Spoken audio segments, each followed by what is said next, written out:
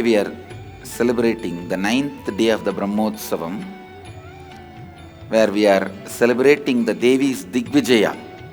She goes around all the 10 directions and conquers all the 14 worlds. Bhur Bhuva Suva, Tapas Satya, Vaikunta Kailasa. All the 14 worlds she conquers. She actually conquers Kailasa other than Mahadeva.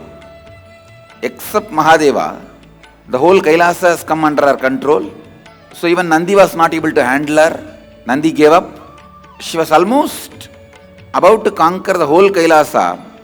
Mahadeva stood in front of her and immediately she fell in love with Mahadeva and she realized her identity, that she is Devi, not just one queen. It is because she is Devi she conquered all the 14 worlds. And her avataric mission was realized by her. Then Mahadeva smiles at her and says, all right, go back to Madurai, I'll come there and marry you.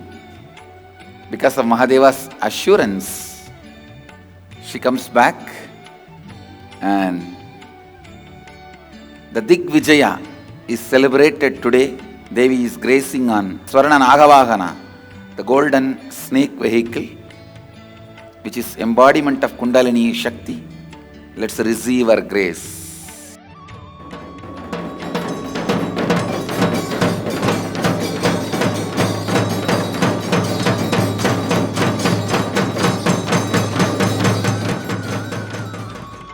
Mahadeva is also gracing on Sarva Alankara.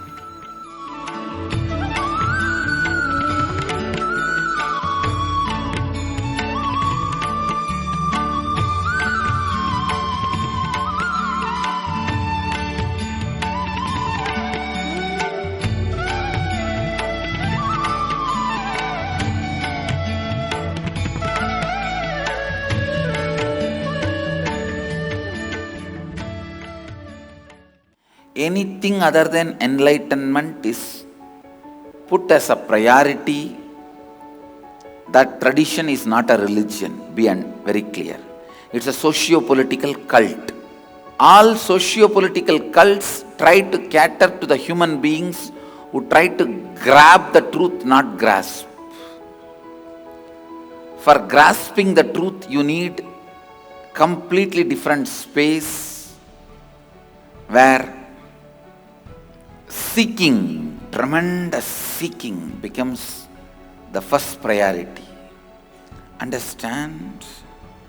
When you are trying to grasp the truth, you will look in, wow, how can this simple act, he goes and plucks one bilva leaf from a bilva tree and offers it on a statue. How can such a simple act liberate him? Why is he so blissful? Why is he in ecstasy? If you approach the happening with tremendous love, you will grasp the truth. You will grasp the truth. You will understand something more than the action is happening. He is having a different context altogether. He is having a different context altogether. He is having some higher possibilities opening up to him. The body may be doing the simple action of plucking a leaf and putting it on the deity, but the context behind this action is something different. You will understand that only when you approach the happening with tremendous love to grasp it. If you try to put everything in a frame and come to a conclusion, you will only try to grab it. That is why one of the great masters of the modern day, Punjaji Maharaj, a disciple of Bhagavan Ramana Maharshi, or I can say follower, because Ramana Maharshi never initiated anybody formally. He says, I neither have a guru nor have a disciple. So he never accepted anybody as a disciple formally. So a follower of Ramana Maharshi, he beautifully describes to his disciples. Some of his disciples asked, you say enlightened beings don't have karma, what about your body movements and all that? Punjaji says, who says I am moving? I am not.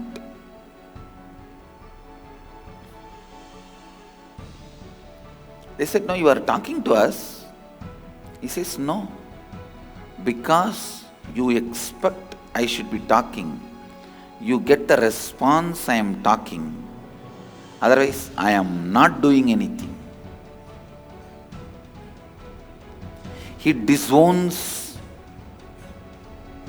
the responsibility of the very action he is doing by that very action. By talking, he declares he is not talking. And he is true. He is true. Because whatever agitation need to happen in you to talk is not happening in him. So if your approach is talking from the context of love and understanding, trying to grasp what is happening, you will understand he is not talking. If you approach a master without patience, trying to frame him into your mold, your frame, trying to grab him as you want, you will say, what is there? He is also doing everything like me. You will only be grabbing the truth. You won't be grasping.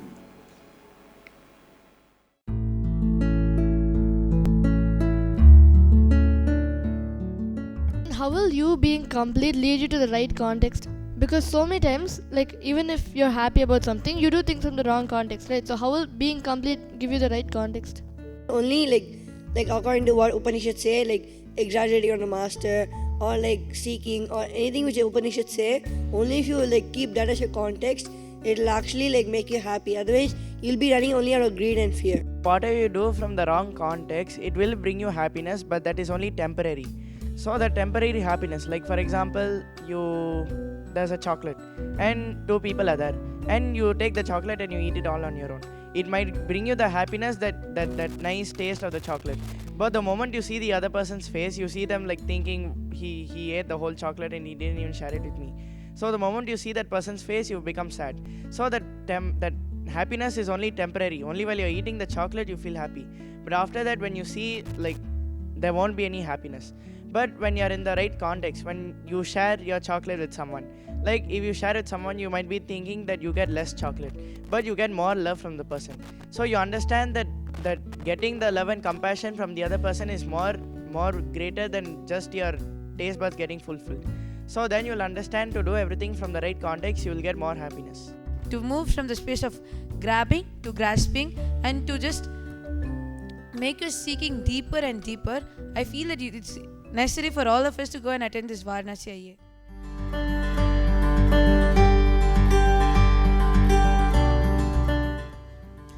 I'm really excited for Varanasi Ayye this year because I heard about how amazing it was last year, and I know this year it'll only be 1,000,000 times better. So I'm really looking forward to the blindfolded reading and just to have the Shivoham experience with Swamiji again. Even the journey of getting to Ayye is really transformative.